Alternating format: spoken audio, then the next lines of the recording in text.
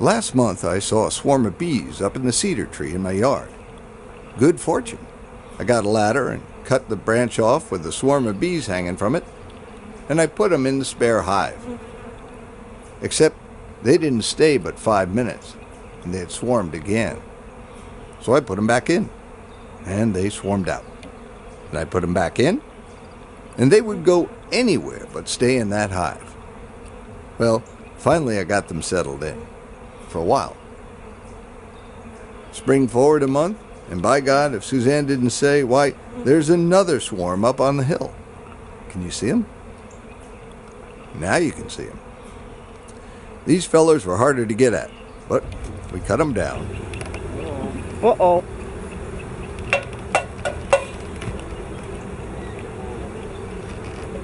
Put them in a brand new hive. Something we thought they'd like. Well, about that time, I thought it would be a really good idea to smoke them. Well, I figured I'd drive the new residents right into their new home.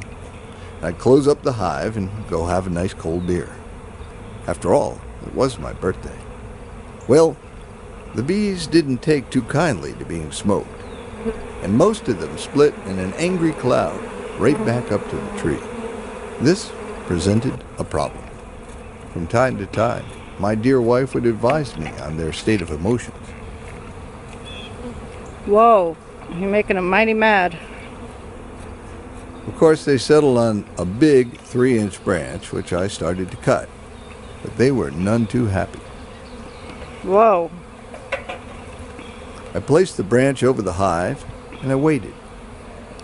They were some angry and stressed with all the disturbances.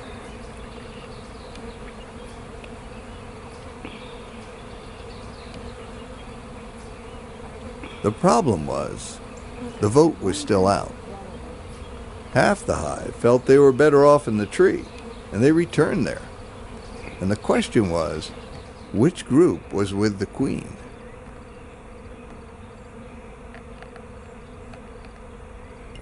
Well, I went down to the house to ponder the question over a cold beer, and I came back a while later to surmise the situation. It seemed like the majority of the bees were now on the branch over the hive. But then, I wasn't sure. There was a fairly sizable swarm of holdouts back up in the tree.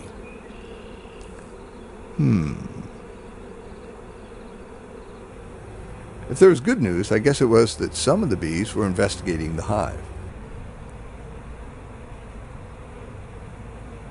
Well, I cut down the outliers and I brought them down to the hive.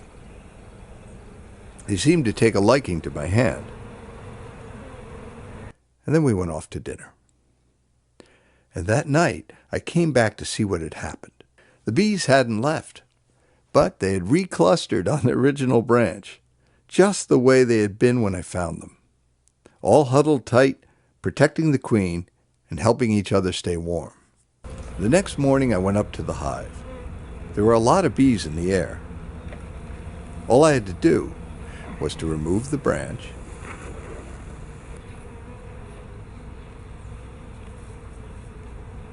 and put the inside cover in place.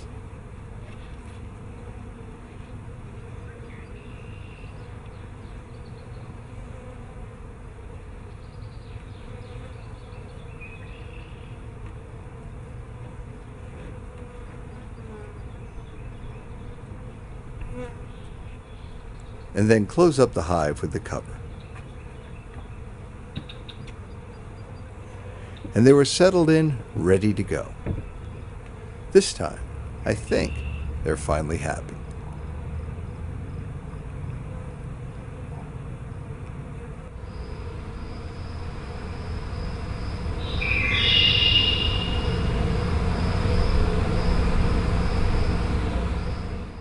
Right after the big bee swarm adventure, we had a couple of days of rain, and spring proceeded on its merry way, more typical of the weather for that time of year.